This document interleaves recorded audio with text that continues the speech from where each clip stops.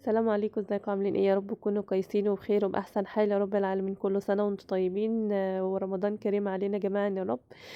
المفروض يعني رمضان جه ورا عيد الأم على طول، فما كانش عندي وقت ان انا منتج الفيديو وانزله. ده كانت تورتايه كده لعيد الأم.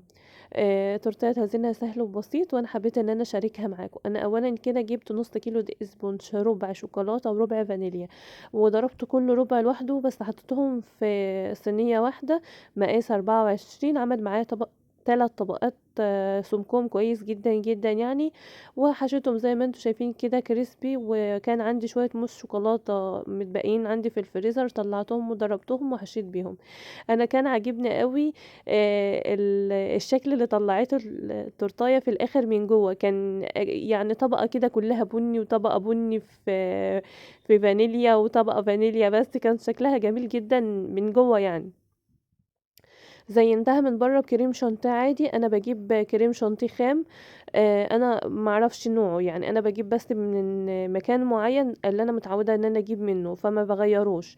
لكن انا معرفش الماركه بتاعته ايه. انا مثلا بقدر التورتيه بتاعتي يعني اقول له هات بكذا، بتمن كذا، مش ربع او تمن او الكلام ده. لا، انا بقول له هات مثلا بكذا، ب20 جنيه، ب30 جنيه. لو نقص عليا ببعت اجيب تاني، او بجيب مرة تانية. لكن انا ما بجيبش مثلا ربع وتمن، فانا اصلا ما اعرفش هو تمن الكيلو كام. انا بجيب حبه بحبه زي ما انا قلت لكم. انا متعوده اما بكون هعمل تورتايه يعني ليا في البيت، او انا عاملاها مثلا هديه او حاجه زي كده، فبجيب حاجتها براحتي يعني، حاجه بحاجه، عشان ما تقلش على نفسه. خصوصا ان انتوا عارفين ان الحاجه الايام دي بقت سعرها يعني مبالغ فيه، وكل يوم بتمن. فانا متعوده من زمان اصلا، من قبل حتى ما الاسعار تعلى او اي حاجه، ان انا لما بكون بعمل حاجه زي كده بحوش يعني الحاجه بتاعتها. وللصدف بقى ان انا كان عندي كريم شانتيه برضو في الفريزر متبقي لونه احمر، فعملت بيها كده الدربات اللي على التورتايه من بره. لو انتي ما عندكيش، بتجيبي بس لون احمر جل، وبتحطي نقطه لحد وتقلبي بالكريم على الكريم شانتيه الابيض لحد ما توصلي الدرجه اللي انت عايزاها، سواء بقى بامبا، احمر غامق، يعني اللي انت عايزاه. لو انت حطيت نقطه صغيره بيعمل لك اللون اللي هو البامبا. لو انت كترتي بيحط اللون الفوشيا. شويه كده لو زودتي اكتر بيعمل لك اللون الاحمر اللي انتوا شايفينه ده. عملت كده بدريبات. انا ما بحبش بصراحه اعمل هي بالشوكولاته والونها وكده، اعمل بها الدريبات ما كانتش بتظبط معايا. وفي نفس الوقت الشوكولاته اغلى يعني. انا اللي انا هعمله على بالدريبات بالكريم شانتيه، انا كده كده جايبه كريم شانتيه عشان الكيكه، فلو حبه صغيرين مش هيفرقوا معايا. لكن انا لو عملت وجبت شوكولاته ولون زيت، واللون الزيت اصلا غالي وممكن تظبط وممكن ما تظبطش مني، فالدريبات بالكريم شانتيه اسهل واسرع واوفر واحلى كتير جدا كمان، وبتدينا على فكرة نفس الشكل. كان عندي الطبر ده من زمان يعني، من تورتايه قبل كده. كنت محتاجة لتورتايه صورة واحدة، فقلت وانا يعني بما اني كده كده لازم اعمل الطبر او الورقة كاملة، فحطيت فيهم الصورة دي. قلت بمناسبة ان العيد الام هي المناسبة الجاية، ابقى استغله يومها، ونفعني فعلا. باحط أنا، لو أنا هاحط الطبر على التورتاية بطريقة يعني نايمة كده على التورتاية، فهو ورق فهيبوش مني. فهو أصلا بيجي في فايل بلاستيك كده، أو شبه شبه البلاستيك كده. باقوم قاصة على قد الصورة ولازقاها بشمعة، وعشان أعمل حاجز بينها وبين التورتاية فما تبوظش معايا. والصورة بتفضل ممتازة جدا، وطول المناسبة بتفضل معاكي ومش بتبان ولا بتبوش ولا أي حاجة خالص خالص. الطريقة بتاعتها سهلة وبسيطة. عايزة اقول لكم ان عملت التورتايه دي زي ما انا قلت لكم بنص كيلو. يعني ايه، عملت كل ربع لوحده، وده كان احلى كتير. يعني انا عملت تورتيتين يعني تورتيتين بنص كيلو. النص كيلو على بعضه كان اوطى من النص اللي انا عملته على ربعين، كل ربع لوحده. يعني التورتايه دي كانت اعلى من التورتايه اللي انا عملت النص على بعضه. فانا ان شاء الله باذن الله بعد كده بقى هابقى اعمل كل ربع لوحده. دي بقى تورتيه تانية عملتها بربع كيلو دقيق سبونج. كانت بصوا كانت بصراحه تحفه جدا جدا جدا. ما تكلفتش معايا حاجه، وفي نفس الوقت حجمها كويس بالنسبه يعني اللي هي يعني للتكلفه بتاعتها. جميله قوي، طعمها حلو جدا جدا، وانا حبيت ان انا اشاركها أشاركها معاكم لأنها عجباني وكان طعمها جميل جدًا. أنا جبت ربع كيلو دقيق اسبونج و3 بيضات وربع كوباية من المَيّة وضربتهم بالمضرب وحطيتهم في القارب الصغير.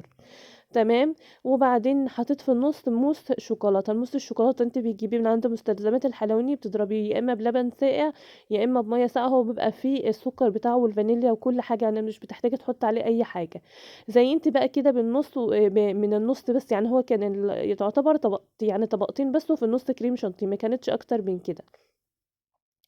أنتِ بقى عشان تعلّيها لو أنتِ حابة إن أنتِ مثلًا تعلّيها وتخلّيها عالية شوية بتزوّدي الكريم شانتيه اللي هو برّه، أمّا تيجي تجلّسي بتعلّي الكريم شانتيه شوية عشان يعني إيه، القطعة تعلى معاكِ.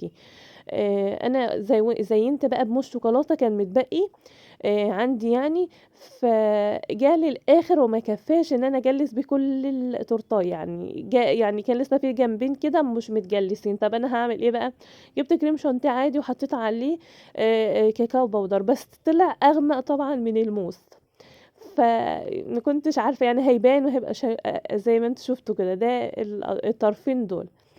فأنا داريتهم بالدريبات اللي أنا هاعملها معاكم دلوقتي كده بجناش الشوكولاتة، أمّا تكوني بتعملوا تورتاية وتحسّي إن في حاجة باظت منِّك أو تجليس مش قد كده أو مش عارفة تجلّسي كويس، في حتت طالعة أو بارزة أو أي حاجة، اعملي دريبات، الدريبات بتداري أي ديفوهات عندِك، اعملي زينة، زيّنيها كويس، التزيين لو في أي مشكلة عندِك في التجليس أو في حاجة مثلًا يعني إيه مش مضبّطة معاكِ هيبقى كويس جدًا وهيتدارى وهيبقى زي الفل. أول حاجة برضه لازم تعمليها قبل ما تبدئي أي حاجة إن أنتِ تسمّي الله كده ويكون عندِك حُب للحاجة اللي أنتِ بتعمليها. أنا باعمل الحاجة عشان أنا حاباها ونِفْسي إن هي تطلع كويسة، إن شاء الله هتطلع كويسة، بأقل الإمكانيات والله، يعني مش مضطرة إن أنتِ تكلّفي الحاجة اللي قدّامِك كتير عشان تطلع كويسة، لأ أنتِ حابة إن أنتِ تعمليها ونيّتِك كده إن أنتِ تفرّحي حد أو أنتِ عاملاها بحُب، بجد هتطلع حلوة جدًا، جدًا كمان.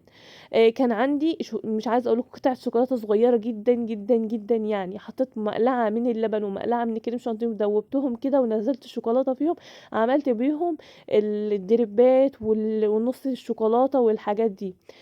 كان بقى عندي بقى كريم شانتيه من اللي هي كان عليها كاكاو خام ده، عملت بيها الأشكال دي، وكان عندي كور كريسبي زيّنت بيها. ده شوية بندق مجروش أنا باجيبهم برضه من عند مستلزمات الحلواني، باجيب ب5 جنيه وب10 جنيه، بيبقوا حلوين جدًا، حبّة حلوين وبتزيّنوا بيهم بيدّوكِ الطعم اللي أنتِ عايزاه. ودي كان الشكل النهائي للتورتاية العسل بتاعتنا، ما اتكلفتش كتير بالنسبة مثلًا للتورتات أو التكليفات التانية، وكان طعمها حلو جدًا، وبكده يكون الفيديو بتاعنا انتهى، يا رب يكون عجبكم واستفدتوا منه ولو بحاجة بسيطة، وما تنسونيش بقى في اللايك والاشتراك في القناة لو بتشوفوني من على اليوتيوب، وتعملوا متابعة للفيديو لو بتشوفوني من على الفيسبوك، وكل سنة وأنتم طيبين، وكل عيد وكل أم وهي طيبة وبخير. يا رب يرزق كل مشتاق بالذرية الصالحة، وأي حد نِفْسه في أي حاجة يا رب ربنا يكرمه بيها في الأيام المفترجة اللي إحنا فيها دي. والسلام عليكم ورحمة الله وبركاته.